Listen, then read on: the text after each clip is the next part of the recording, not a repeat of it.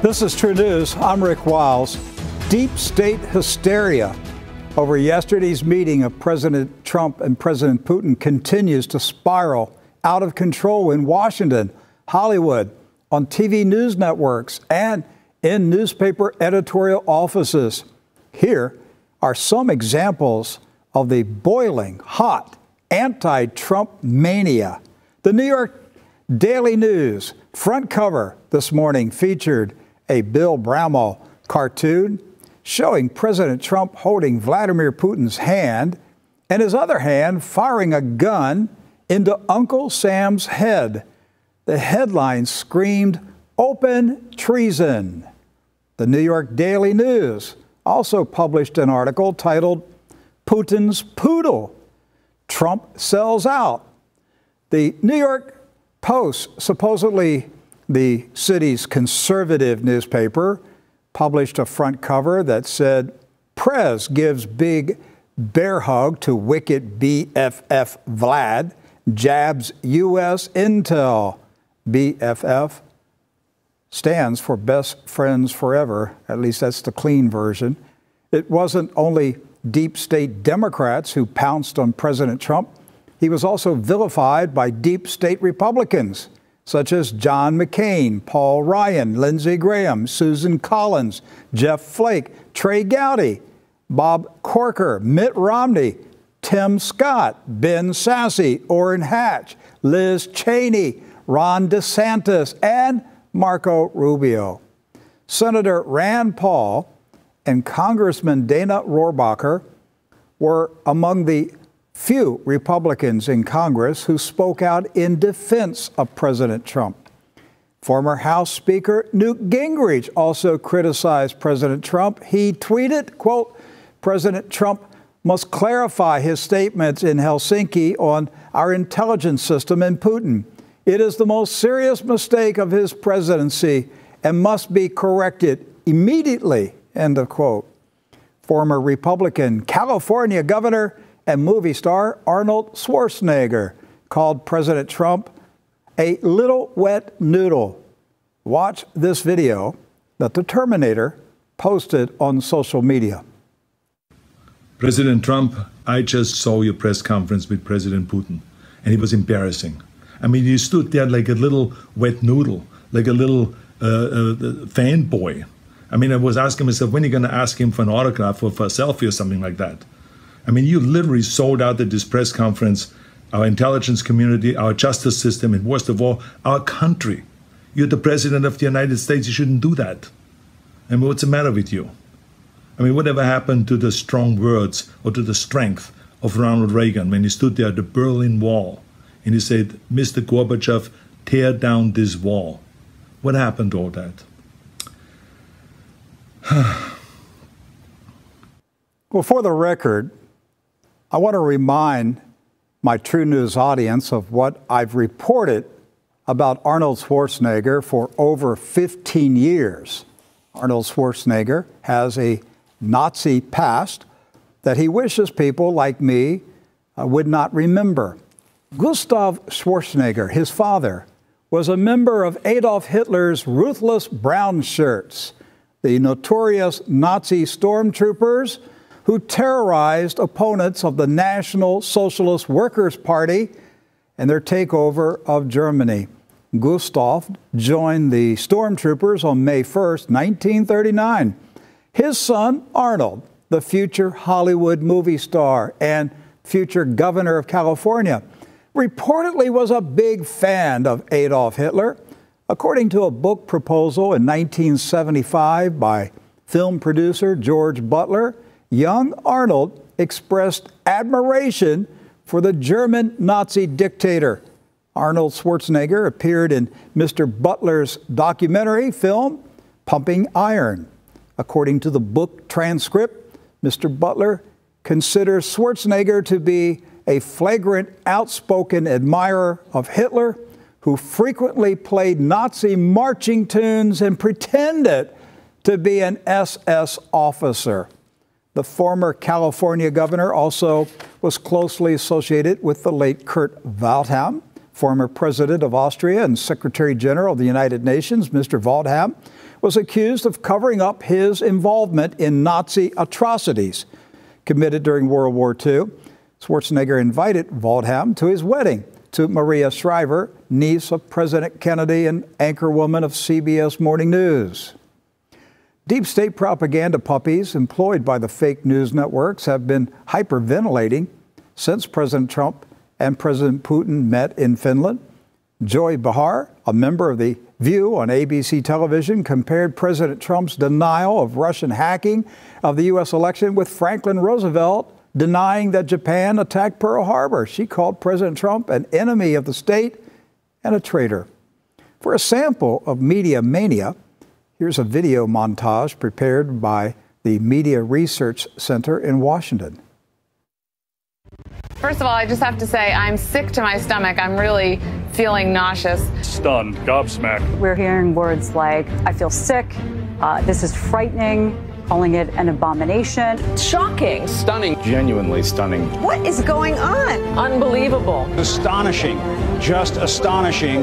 It is astonishing, it's heartbreaking, and it represents, I think, a pivotal turn in our nation's history. It's time for Americans to be out on the streets. There are people protesting in the streets every day in the 70s. Why is that not happening now? When do we see almost a shadow government come out and say, we cannot side with the government? As an American citizen, I just personally think today is just an incredibly depressing moment in our time, in our history as an American. Was this a new low? Jim Sciutto, Josh Campbell, I appreciate you both being with us on what has been really a difficult day for this country and frankly for much of the free world ahead. He didn't even meet his own low bar for not screwing this up. I mean, it is an absolute disgrace. It's a parody of a disgrace. This entire week of President Trump abroad has made Hillary Clinton seem all the more prescient. All he had to do was not, put on jammies and crawl under the covers with Vladimir Putin, and he couldn't do that. Do White House officials realize how horrifying so many Americans are today? Mr. Putin now is the master puppeteer of Donald Trump.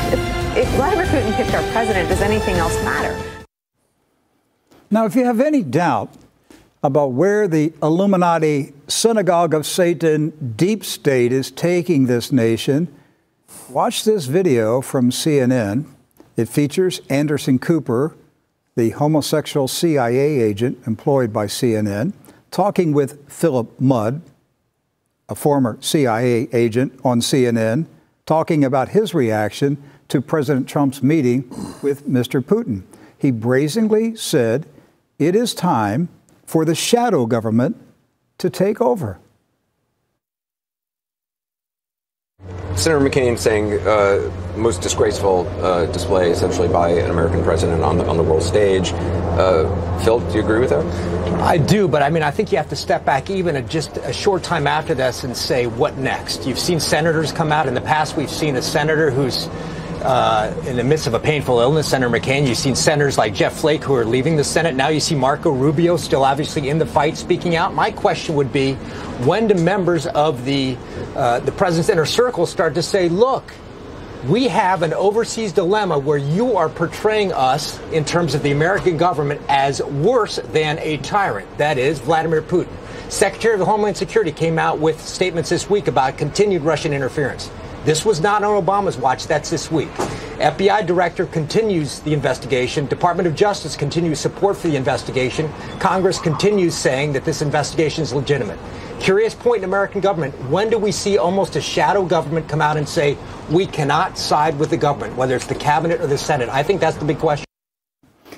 Well, Edward Zoll will be here tomorrow. Doc Burkhart is here today. Yes, sir. We're going to analyze this insanity. Doc, they finally have come out and said, we're the shadow government. Right. They're not ashamed of it at all, Rick. In fact, I've talked for 20 years about the shadow government, and it was called a conspiracy theory. Another thing that Philip Mudd said in there, too, is he was actually encouraging the inner circle around President Trump really to rebel against the president and bring the president in line. And then he talked about the shadow government. He's talking about the inner circle rising up really to be traitors, a mutiny in the White House. And so the word is sedition. Yeah.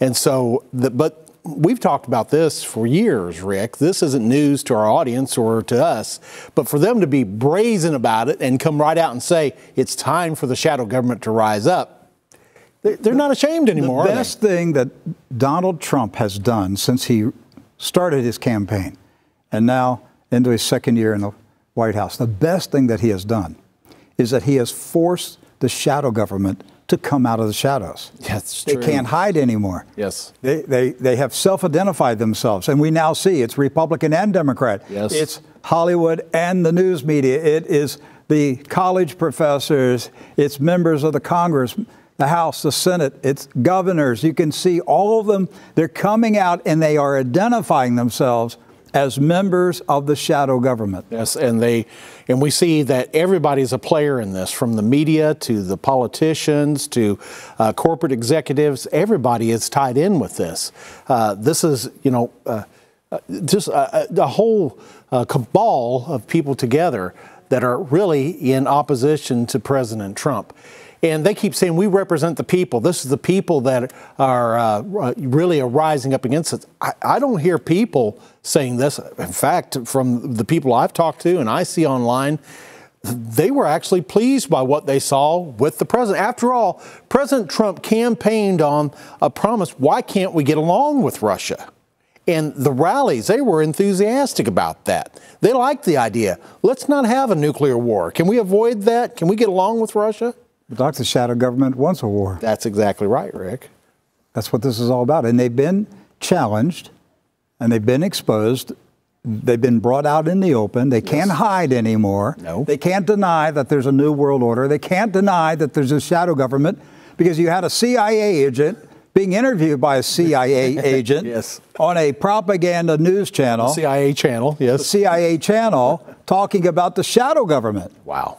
So Donald Trump has brought them out in the open. Now, yes. Doc, do you think Donald Trump had any idea that this shadow government existed, and the size of it and the depth of it that he was going to encounter? You mean prior to being elected? He was probably informed of it, probably had some idea of it, but not to the depths that the tentacles went through so many institutions here in our nation, from politics to corporations to the media.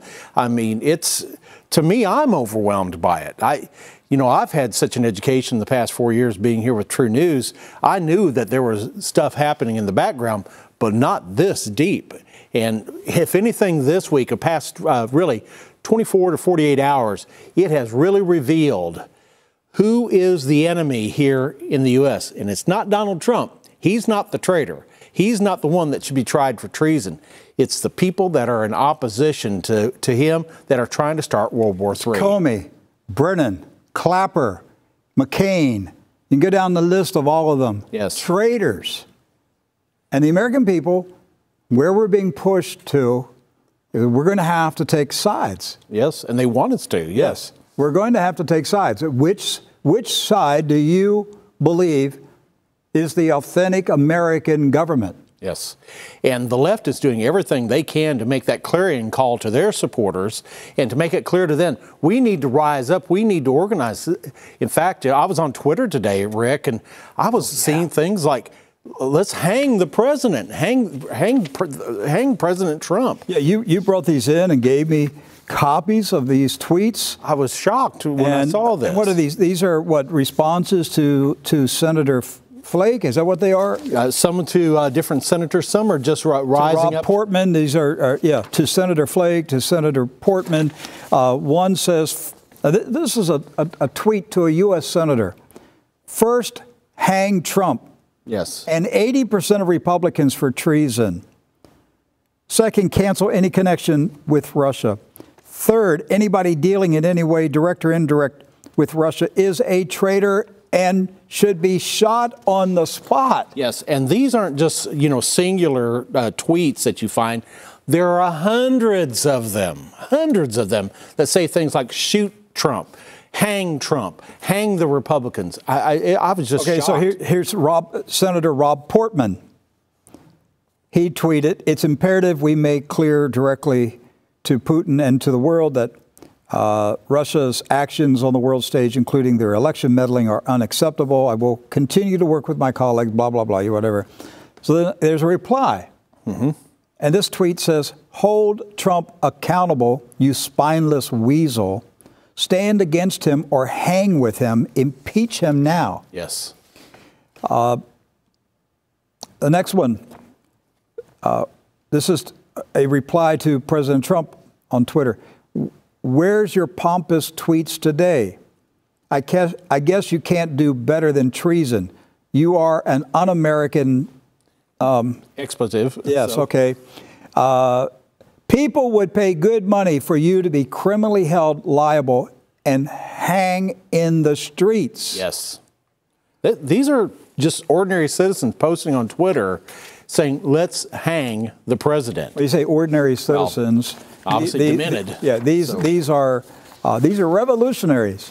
I've been telling you for about 2 years that what is fomenting, what's brewing, this is the makings of a French Revolution of 1789. Study who started the revolution.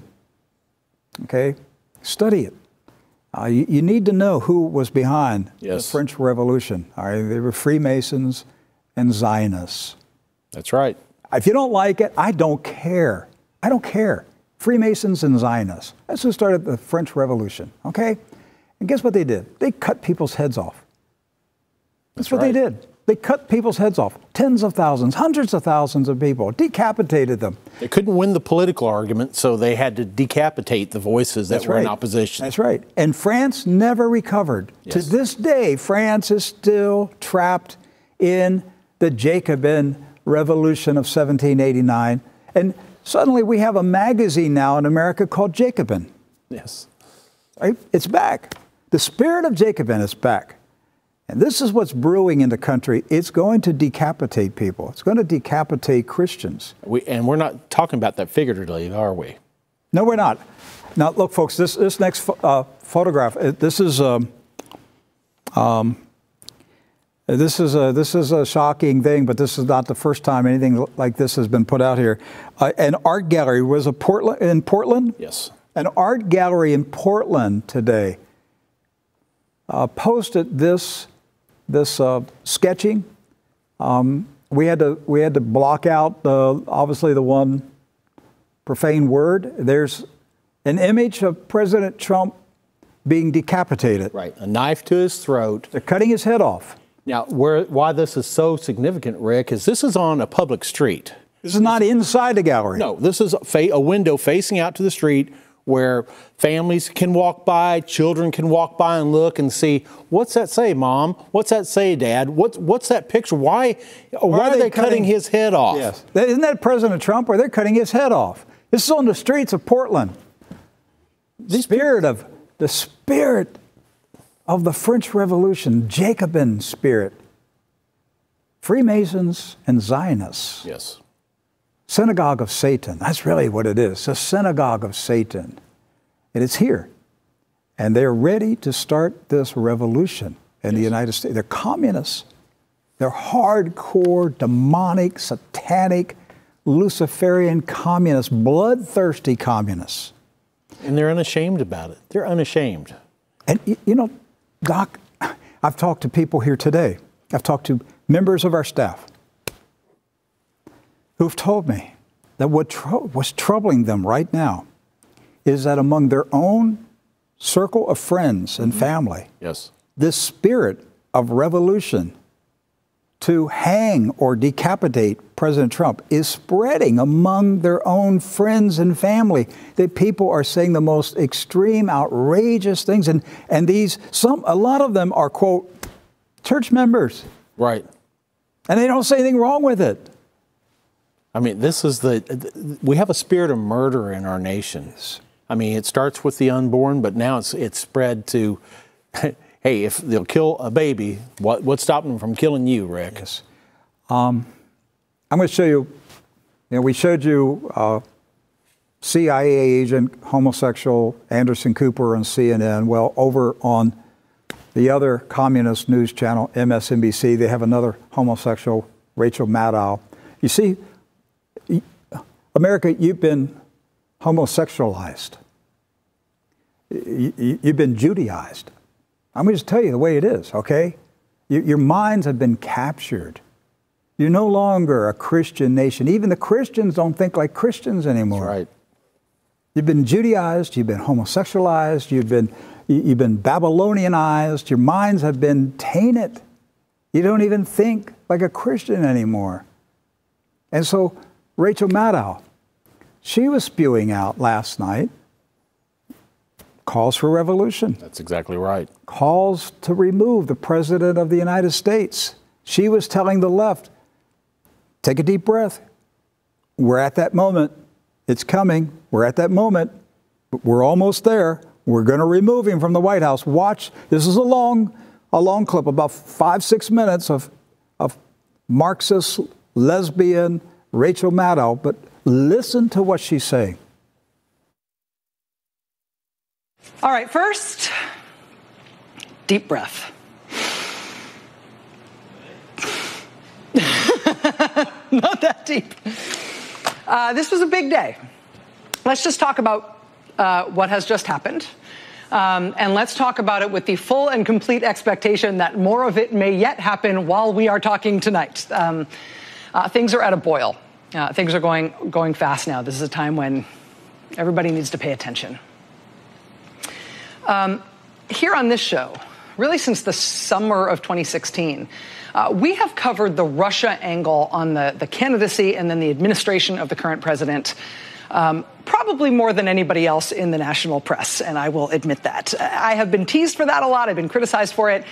Also, I know that the intensity of our coverage of what we now know of as the Russia scandal, the intensity of that coverage, our sort of dedication to the story, by necessity has squeezed out space and time that we might have devoted to other worthy stories. I know that. I'm totally cognizant of that. But let me just say, on this of all days, here's why we have covered this story so intensely. Since it first became clear that there was something wrong and illicit and unexplained about the relationship between this particular foreign adversary and the unlikely rise of this unlikely politician who shocked everyone by winning the last U.S. presidential election. I mean, there was no explicable reason why, as a presidential candidate, he would step with such excruciating care to avoid ever saying anything remotely negative or critical about Russia and its president.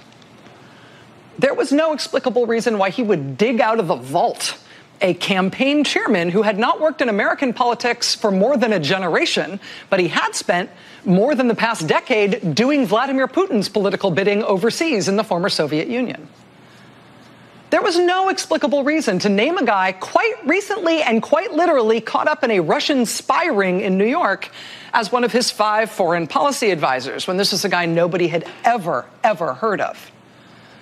There was no explicable reason to keep secret the fact that he did, in fact, have pending business deals in Russia during the campaign. I mean, from a man who loves to brag about even the smallest and most unimpressive business endeavors, right? His steaks, his vodka, his terrible wine, right? There was no explicable reason why he wouldn't brag that on the day of one of the early Republican presidential primary debates, that very day he had signed a letter of intent to build the tallest building in Russia.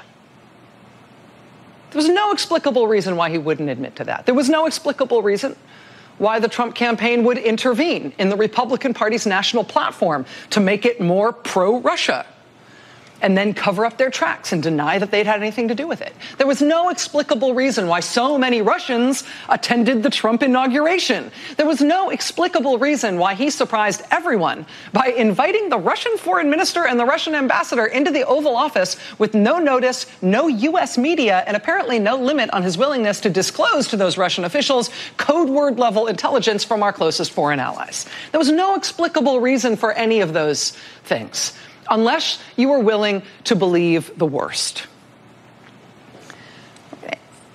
And honestly, who wants to believe the worst, right? You don't want to reckon with it. You don't want to think too hard about the worst case scenario. Because for one thing, it raises very uncomfortable questions about what we should do as a country, what we should do as citizens, if the worst case is true. I mean, for everything that we have been through as a country, for every kind of trial and challenge and intrigue and embarrassment and scandal that we have been through as a nation, we haven't ever had to reckon with the possibility that somebody has ascended to the presidency of the United States to serve the interests of another country rather than our own. What's the corrective to that? How do you remedy that? These are no longer hypothetical questions. This is where we are, and I recognize it sounds nuts to say it even now, even tonight, but there's a reason. There is a big national freakout happening right now over what the president just did in public. I mean, whatever happened in the long private meeting he insisted on taking with Vladimir Putin today with no other American officials present, whatever happened there, what happened in public thereafter has really shaken the country today for the worst possible reasons. Before today, no serving U.S. president has ever before taken sides with a foreign government against our own, let alone a foreign government that has just attacked our country. And if the president did that today because he has some reason to serve that other country rather than our own, then a lot that has previously been inexplicable is now explicable. And that's the worst case scenario. And deep breath, it means we're going to have to come to terms with this as a country. And we're going to have to come to terms with what we need to do next as a country to fix this. And in order to do that, the blinders have to come off. We have to be real. And what should we do next, Rachel? What are you suggesting we should do? What is your suggestion? I think she would probably say everybody should go to Portland, Oregon, and look at the sketching in the art gallery. And get inspired. And be inspired by leftist art. Because she's ramping up the revolution. Exactly right. She's saying, we've reached it. She said, take a deep breath. Take a deep breath. We finally have reached it. Our propaganda has taken hold. Yes. The reason we've been on this Russia hacked the election mantra for so long is because it took this long to convince people. To convince enough people that we could finally overthrow Donald Trump. And now we've reached that moment, Rachel said, and we're going to have to decide, what are we going to do in this moment? What is that corrective measure, Ms. Maddow? What is it that you really want to see? You want to see a revolution. You want to see an overturn of the Trump government. That's exactly what you want to see. And if it takes violence to do it, I believe she believes in that. And over at CNN, you've got a CIA agent being interviewed by a CIA agent saying it's time for the shadow government to come out and deal with this problem. Friends, I think we're about 72 hours, possibly 72 hours from a coup. Look, be prepared that you're going to turn on television and see helicopters hovering over the roof of the White House with men clad in black rappelling down ropes, entering into the White House. Be prepared for a shootout in the White House as Secret Service agents shoot commandos coming in to arrest President Trump. That's how close we are to a revolution. Be prepared for a mob, a leftist mob, to tear down the gates, the fence of the White House, and go into the White House and drag him out with his family and decapitate them on the lawn of the White House. Today is the 100th anniversary of the communist murder of the Romanovs, the Tsar of Russia. Today is the 100th anniversary.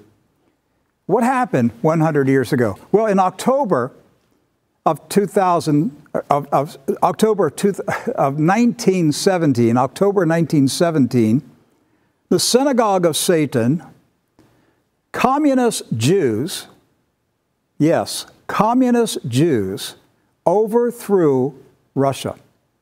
They set up a provincial government. The Tsar was held as a prisoner. He was detained. And the Tsar's family. On July 17, 1918, the Tsar of Russia and his wife and children were taken to the basement, and a firing squad was waiting.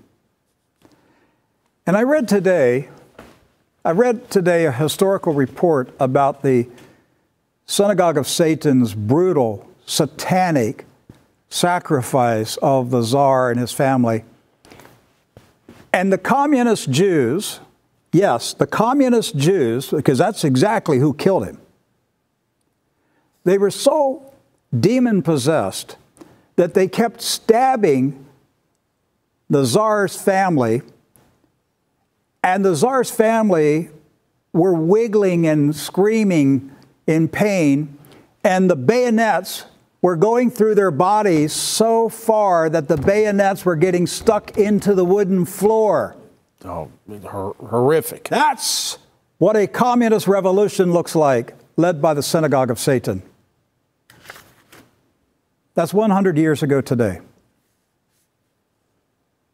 The Russian church held a memorial service today. Patriarch Kirill conducted a liturgy.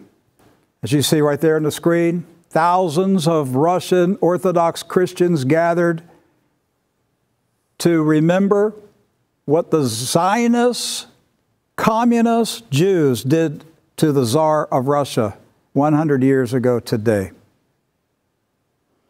Millions of Christians were killed.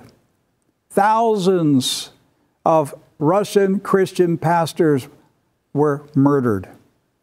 Churches were looted, burned, turned into communist propaganda centers. Yes.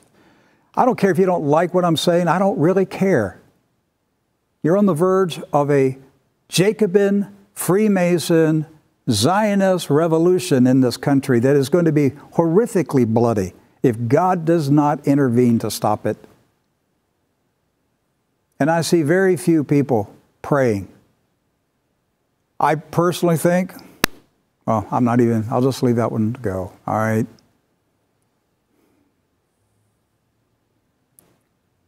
President Trump's in danger. He's in physical danger. His life is in danger. They want him out. There were, today, I'm kind of skipping around my videos here.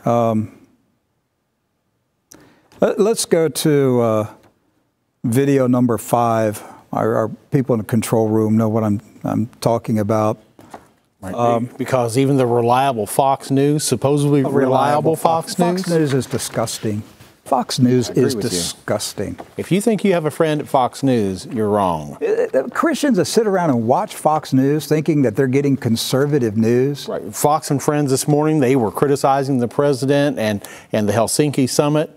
And then we have these clips that we have to show you with Chris Wallace. Chris Wallace, I could vomit just seeing Chris Wallace. His pompous arrogance is so disgusting. And so he did an interview with Vladimir Putin. And he asked President Putin if he has any dirt on President Trump. Can you imagine a reporter asking the head of state of another country, hey, you got any dirt on our president? You got anything? Are you blackmailing him? These guys are unashamed, Rick. They have no shame at all, and no respect for authority either. Watch this video, Chris Wallace. Well, the first point I'm about to make is, why did we talk about like the polite people? Why should this come as a surprise? Was it worth going all the way to Helsinki, going through the Atlantic, to just insult one another? And well, it's not exactly the diplomatic standard in the world. There's no need to go and meet personally if you just wanted to insult another person. We met to try to find a way improving our relationship and not aggravating it or destroying it completely. And the second part of the answer is whether we have something on them. We don't have anything on them, and there can't be anything on them. I don't want to insult President Trump when I say this, and I may come as rude, but before he announced that he will run for presidency, he was of no interest for us. He was a rich person, but, well, there's plenty of rich persons in the United States. He was in the construction business. He organized the beauty pageants. But no, it would never occur to anyone that he would think of running for president. He never mentioned his political ambitions. It sounds like it's another nonsense. I just mentioned this in the press conference. St. Petersburg Economic Forum was visited by 500 businessmen. Well, pretty much every one of them is a major industrialist, a tycoon of greater scale than President Trump. Do you think that our special services actually organize surveillance on each and every of them? Well, unlike you, unlike the United States, we don't do this. We don't have enough resources, we don't have enough manpower to organize the total state of control. That's not part of our plans. And it's clear that we did nothing of that kind against Mr. Trump. But that wasn't enough for Chris Wallace. No, he went a little bit further in this interview. In fact, there was a very strange interchange that took place that, you know, when it came out, it was like, what's going on here? What's happening? You want to tell us a little bit? We'll set it up because Robert Mueller, the special counsel, last Friday, as we predicted, the deep state would make a move just before the Trump-Putin meeting. We predicted that. We said, watch, they're going to do something to derail the meeting. And so Robert Mueller made his move, and they indicted 12 Russians, accused them of interfering in the U.S. election, okay?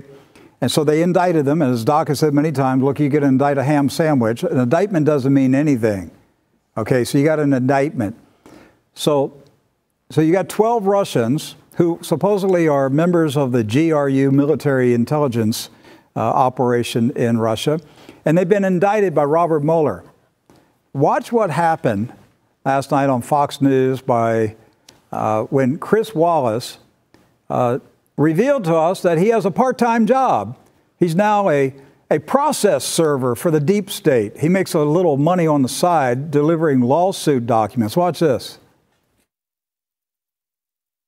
The indictment that was presented on Friday from the special counsel Robert Mueller that says that 12 members of Russian military intelligence, the GRU, and they talk specifically about units 26-165 and 74-455. They say, you smile, let me finish. They say that these units were specifically involved in hacking into Democratic Party computers, stealing information, and spreading it to the world to try to disrupt the American election. May I give this to you to look at, sir? Here? Now, Rick, why was it important that President Putin not handle that document? Because Chris Wallace was serving him with a legal indictment. If he had touched it, he had been served with a grand jury indictment. So, in essence, they could call him in, right? Well, in essence, they could have cuffed him and stuffed him right there.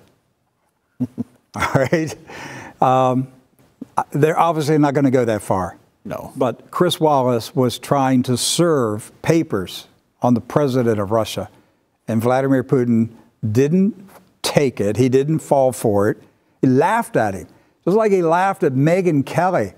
These people like Chris Wallace and Megyn Kelly, they're clowns. They're court jesters. They ought to wear funny hats and big noses. They're clowns. That's right. They're just clowns. They're not serious people. They just do what their puppet masters tell them to do.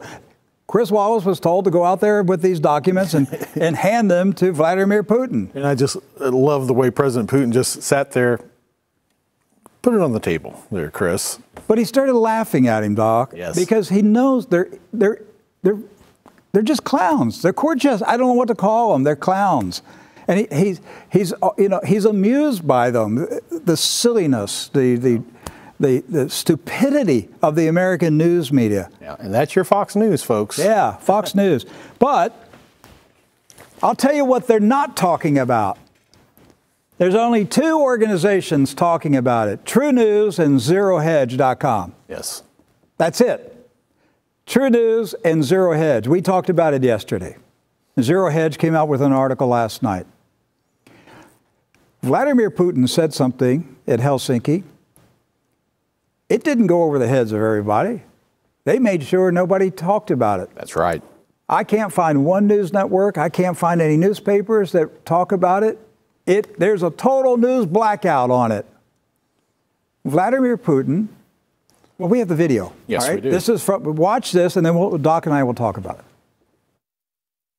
For instance, we can bring up the Mr. Browder in this particular case. Business associates of Mr. Browder have earned over $1.5 billion in Russia. They never paid any taxes, neither in Russia nor in the United States. And yet the money escaped the country. They were transferred to the United States. They sent huge amount of money, $400 million, as a contribution to the campaign of Hillary Clinton. Well, that's their personal case. It might have been legal, the contribution itself, but the way the money was earned was illegal. So we have a solid reason to believe that some intelligence officers accompanied and guided these transactions. So we have an interest of questioning them. But we can that could be a first step, and we can also extend it. Options abound. Now, Rick, we showed this video yesterday, and what shocked me about it was the $400 million figure being given to the Clinton campaign. But you brought out another aspect of this that our audience needs to know. Yes. So, all right, let's set the stage here. Bill Browder, billionaire, owned and managed Hermitage Capital. Right. And was an American, gave up his American citizenship in 1997. His parents were members of the American Communist Party. That's right. Born and bred communist. Yes, he was a communist. His parents were communists. He was raised by communists. Just like former CIA Director Brennan was a member of the Communist Party. Just remember that. Jay Johnson, a former Secretary of Homeland Security, his grandfather was a member of the Communist Party. That's right. We can go down the list of the communists, okay, that were in the Obama administration. Valerie Jarrett's father was a communist, all right? Everybody's a former communist, right? So Mr. Browder made billions of dollars in Russia. The figure that Mr. Putin quoted was $1.5 billion, and he said he didn't pay a dollar of taxes in Russia or the United States. Right. But $400 million of that $1.5 billion was secretly transferred to the Hillary Clinton campaign. Not to the Clintons personally, but to the campaign. And I'm telling you, Doug, yesterday, when I first heard it, my mind said $400,000 to the Clinton Foundation. Right. And it was like, and you caught it, and you said, no, did you hear the figure? $400 million. $400 million to the campaign. Right. So you've got Robert Mueller, who's indicted 12 Russians.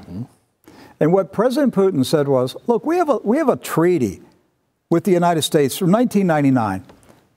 And both countries have agreed that if there is somebody in our country that has broken the laws of another country, of the other country, U.S. or Russia, right, we will cooperate. Law enforcement will cooperate, and law enforcement can come to our country. Our law enforcement can go to your country. We can extradite the people. Right. We're willing to cooperate with Robert Mueller. He is welcome to come.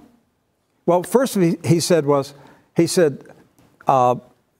made two options. He said, first, Robert Mueller could give us the evidence, and our law enforcement will question these 12 Russians. Right. But if Mr. Mueller and his team want to come to Russia, we will invite them to come and interrogate and question these 12 Russians that he has indicted.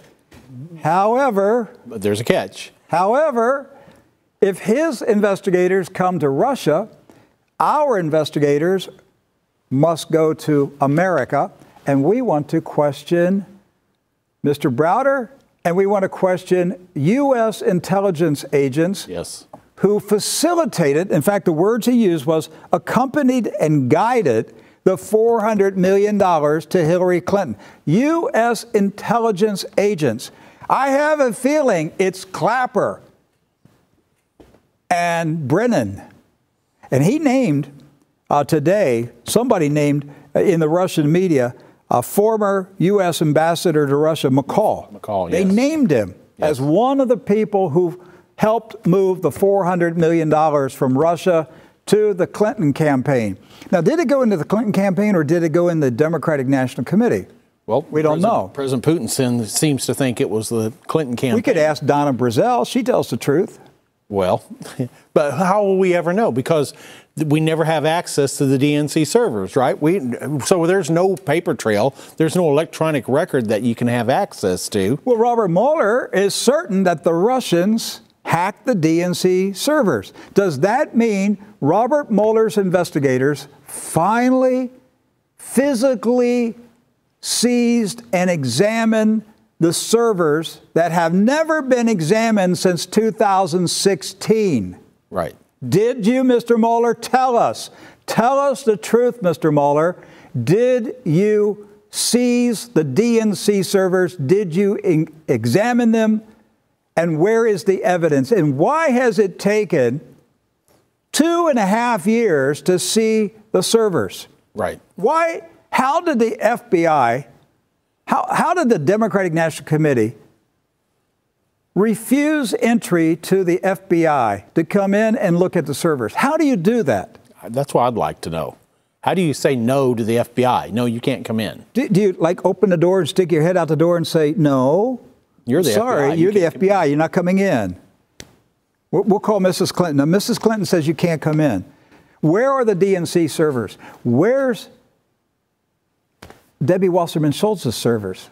Where are the servers from the House of Representatives that the Iwans had? Where's Seth Rich's murder? Who is Seth Rich's murder? There's a lot I'd like to know. Where's Hillary Clinton's servers? Oh, and that brings up something, doesn't it?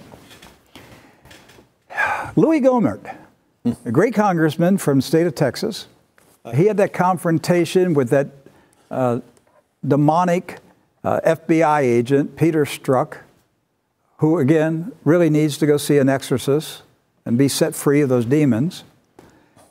But Louis Gohmert made a comment. Was it on Fox News? Yes. In a later interview on Fox News, he made a comment that very few people have picked up on. Right. We have a clip from that interview. Watch it. The unfortunate thing is about that last exchange I had with him, it may have clouded over a very, very important story, and that is that he was told by the intelligence community Inspector General's investigator, Frank Rucker, that they had found an anomaly in the emails going to and from Hillary Clinton's unauthorized private server, and it was when they forensically examined the anomaly, they found embedded information, and it was a foreign entity, not Russia, but a foreign entity that was getting every single one of her over 30,000 emails. So wait, Congressman, just to stop you there. Just to stop there. Russia. So you're. It's not Russia. Wait, I thought it was Russia, Rick. No, it's not Russia. So let's make a list. Okay. Who would have the hacking capability to get into Hillary Clinton's servers and get 30,000 emails? You know, they probably got into Anthony Weiner's laptop and got. Still don't hear about that. How many emails were there? Wasn't it in hundreds of thousands of emails? that were there, including Hillary's classified emails. But that pedophile is, you know, they got him quiet, right? They got him quiet, and his laptop disappeared. Yes. Where? By the way, Robert Mueller, where is Anthony Weiner's pervert laptop with all of Hillary's emails? Where is it, Mr. Mueller? Is it at the bottom of the Hudson River? Where is it?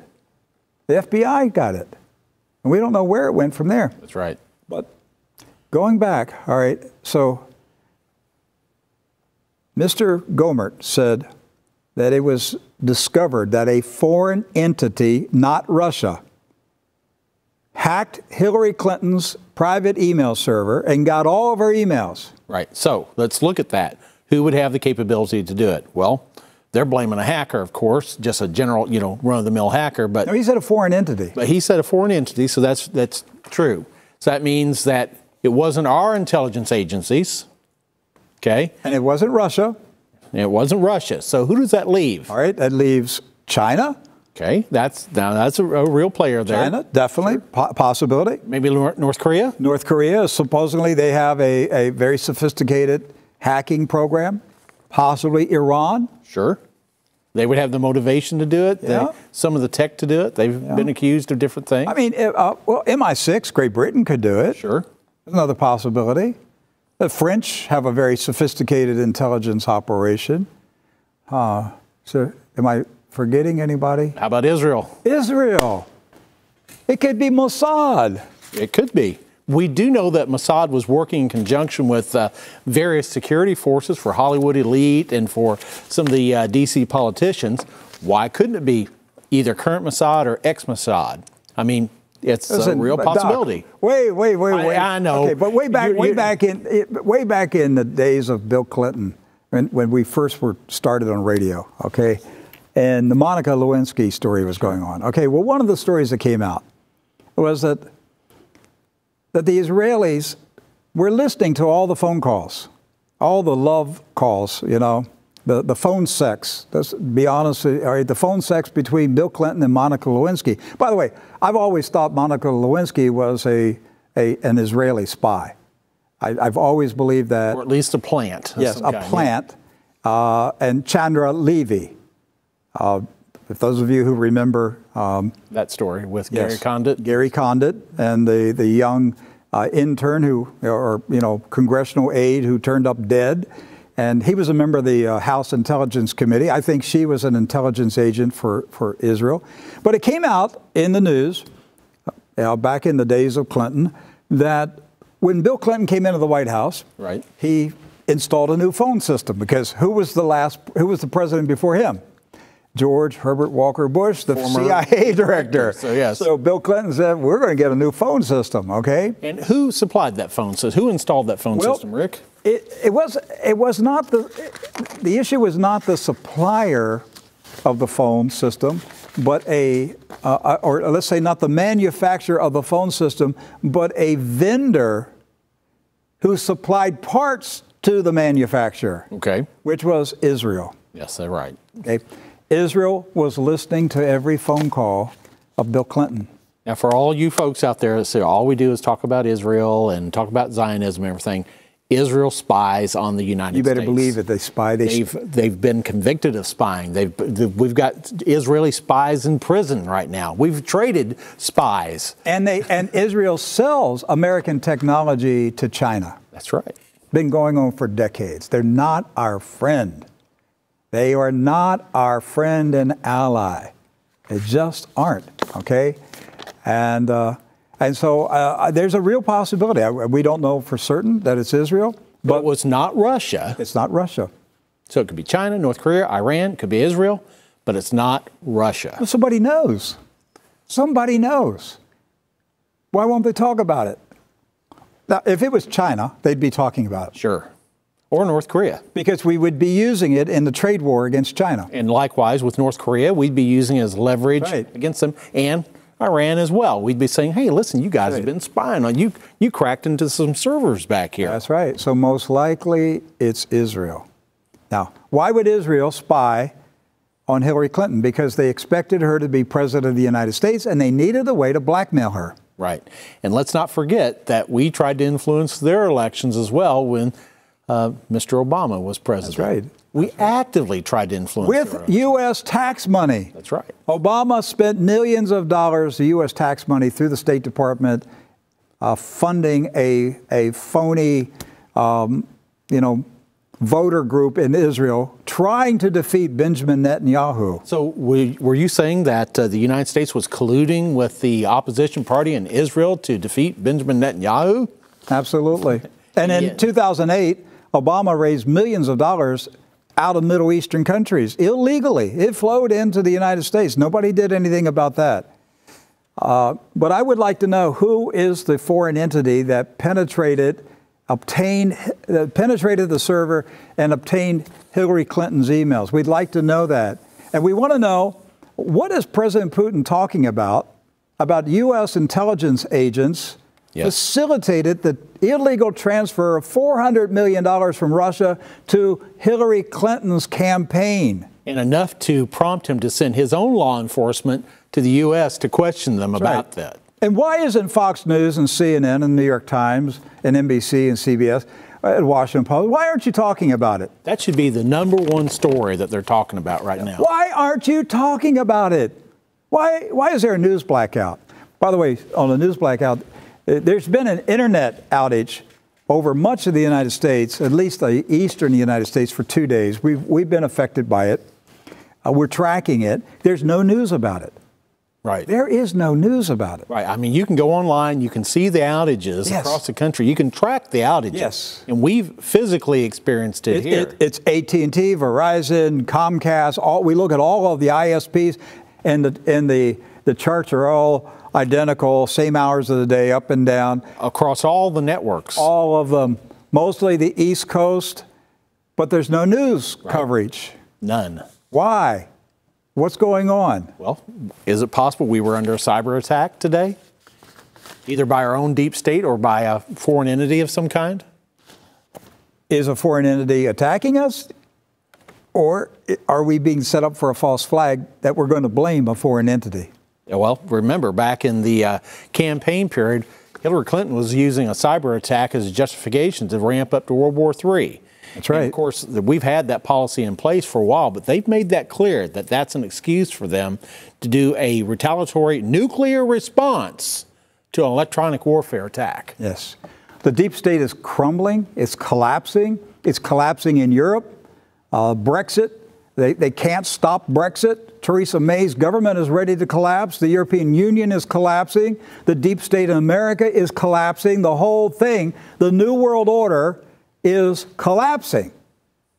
Don't worry about there's going to be a new world order. It's been here and it's collapsing. What you need to be concerned about is the chaos that can ensue in the collapse of the existing new world order. Right.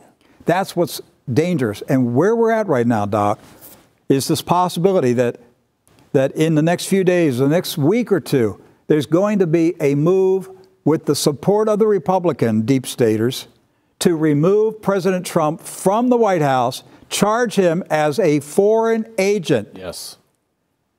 And I don't even think they're going to impeach him. I think they're going to just take him out. And, if a mob gets him, they're going to just say, well, it happened. We had a mob.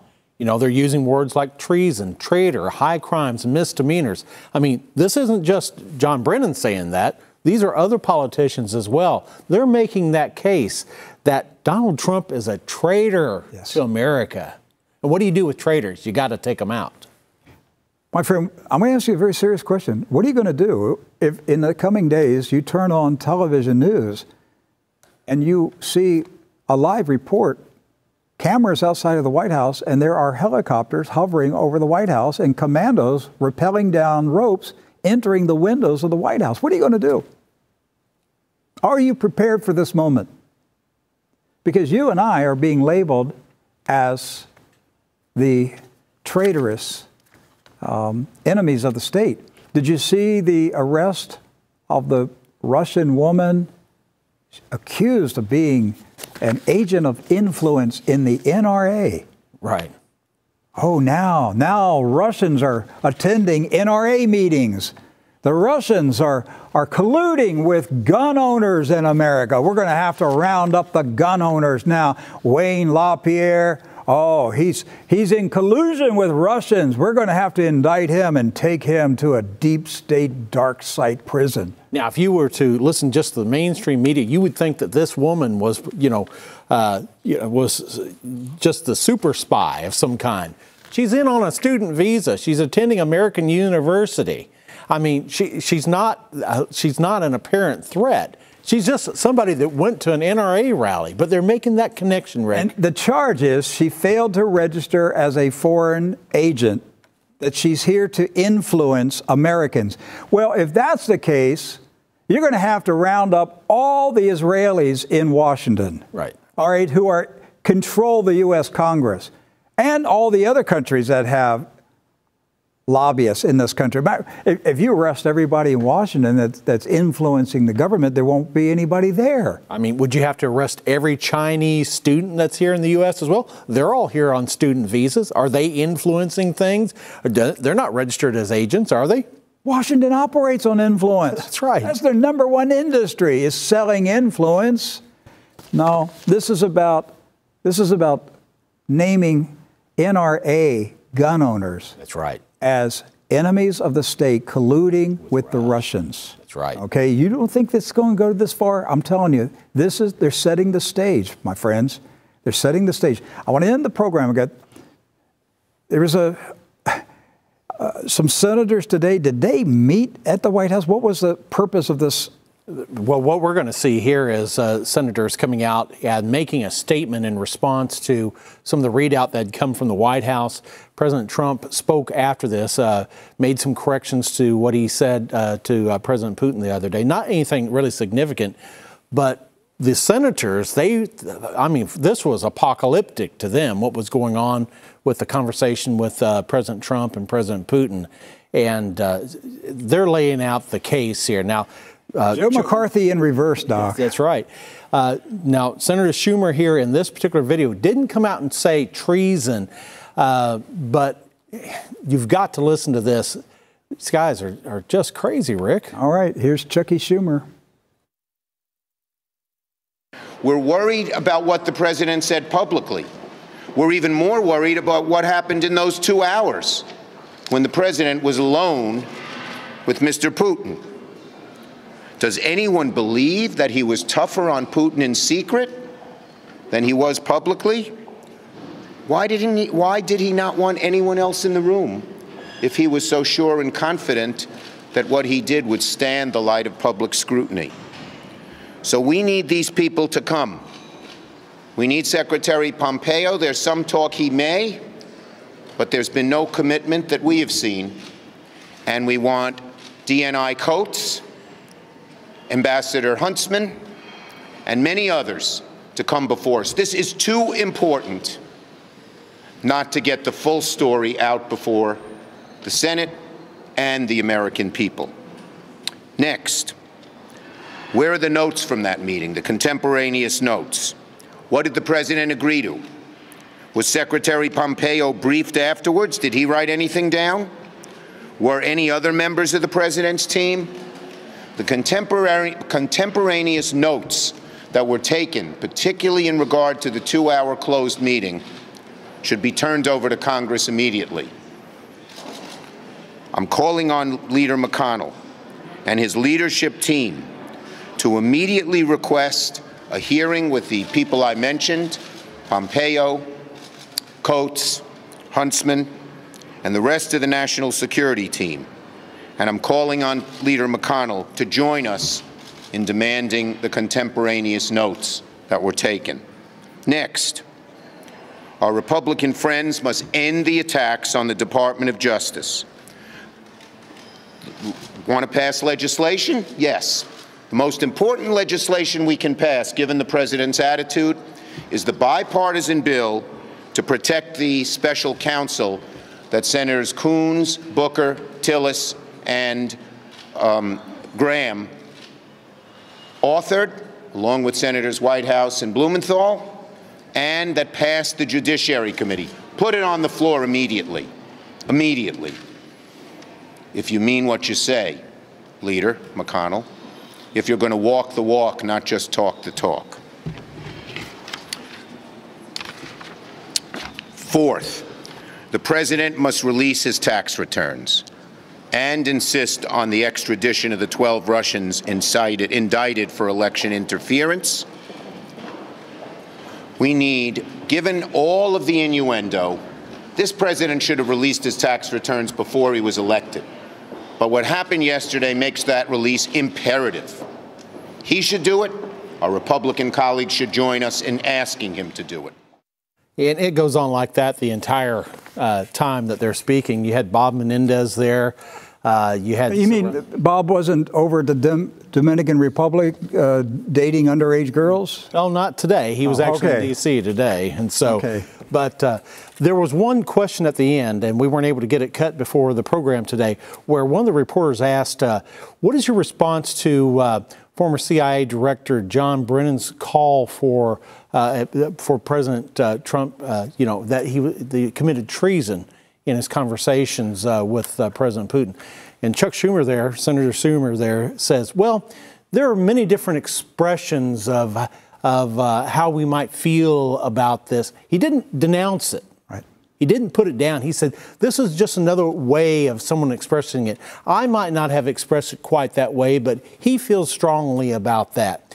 In other words, he refused to condemn that statement. If you refuse to condemn it, Rick, you're in agreement with it. That's right. You're in agreement with it. These Democrats, these Republicans, they are in agreement with this. They want to see this man removed because he's upset their system. And they want you removed. That's right. Me removed. They want you removed. They're going to clean house if they get power. That's smelly hillbillies. They want us out. Yeah. They're going to eradicate us. Okay? They're going to make sure this never happens again. I can't emphasize to you how close we are to a bloody revolution, civil war, uprising, whatever you want to call it. These people are setting the stage for a violent overthrow of the constitutional republic. We're in dangerous ground right now as a country. And it could change in the next 24, 48, 72 hours. It could happen just like that. They're ready to move. Remember Rachel Maddow, take a deep breath. We're finally here. We're about to go into this moment we've been working for as communists. Right. We're finally going to overthrow this country and take control. It's a communist revolution, just like the communists took over Russia and killed the Tsar and his family 100 years ago today. Isn't that interesting? It is interesting. Is the Illuminati sending a signal? We're going to do it to America, just like we did it to Russia. See, I think the hatred for Russia is that the Christians of Russia overthrew the communist tyranny. Right. I think that's why they hate Russia. Yes. Because they've got the Americans, and they're ready to do to the Americans what they did to the Russians. And the Russian leadership today knows what this critter is that's in control of the United States of America right now.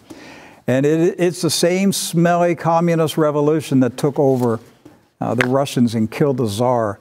And we're not learning from that experience. And they sacrificed to, look, if you really want to get into it, yeah, the communist Jews who took over Russia in 1917 committed a satanic sacrifice of the Tsar and his family. Yeah, there were reports that there were symbols and symbolism on the walls of the basement. Satanic Kabbalah. Right. Okay, this thing gets really, really deep. All right, if you really want to go there, if you're not afraid to find the truth, you go ahead and study what happened to the Tsar of Russia. And just study the Satanism, the Jewish Kabbalah, all that was present in that revolution. So President Trump responded today. He basically backtracked, tried to reword his statements in Helsinki. He said, I said wouldn't, I should have said would, blah, blah, blah,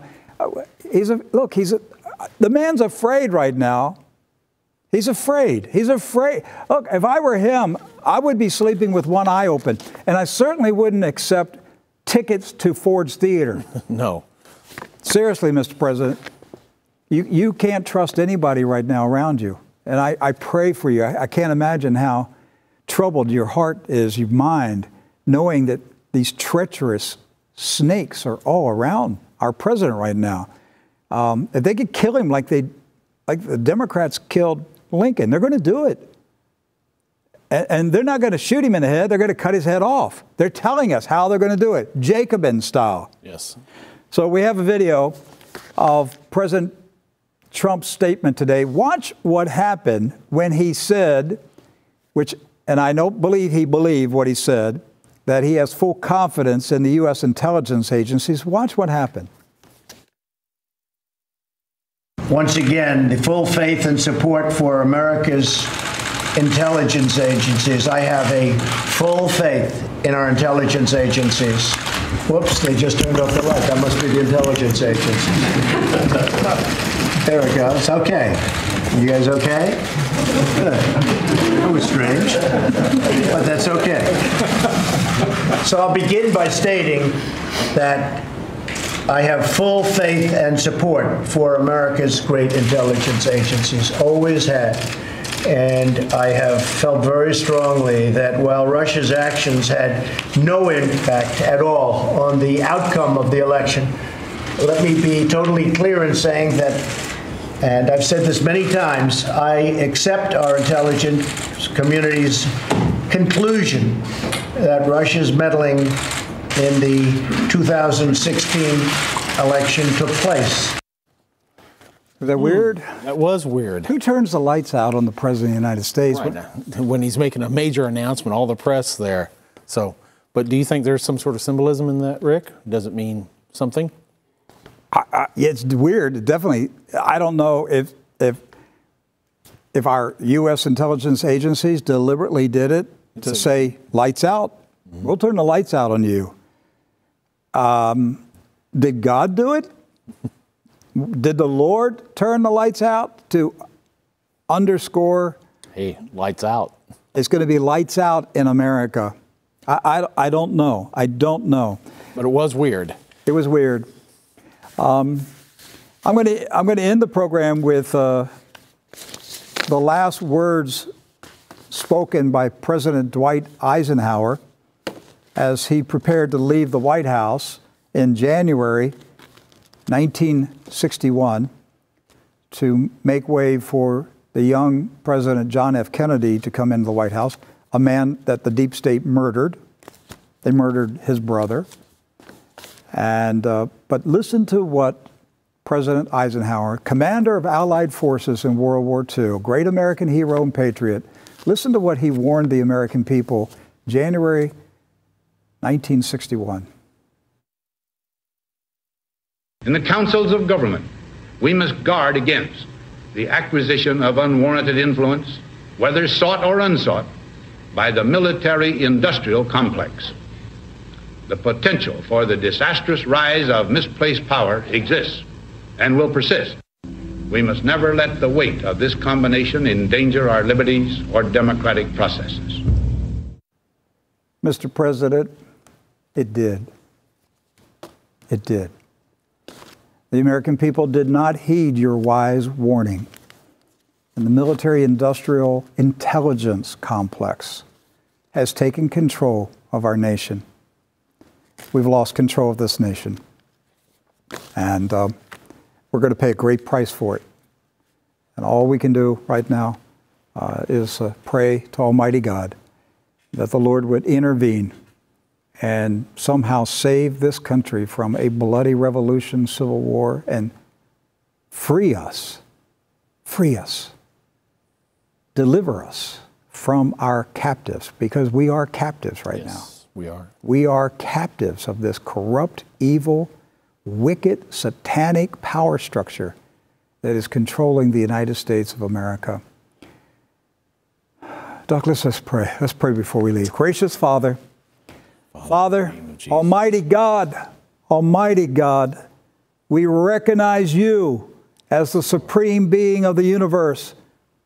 And we recognize your Son, Jesus Christ, as the Messiah, the Savior, the one, only Messiah.